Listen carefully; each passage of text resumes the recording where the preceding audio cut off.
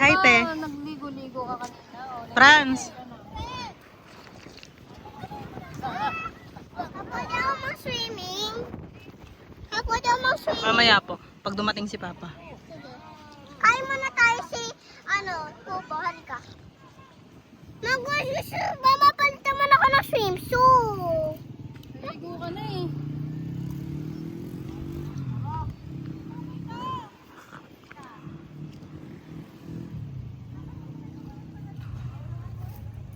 Tita, tingnan mo, meron makita.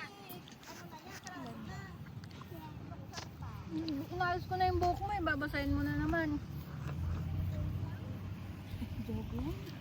Hmm. Uy, be! Ano yung aso? Tama yan, sensory. Hmm. Makapace ka sa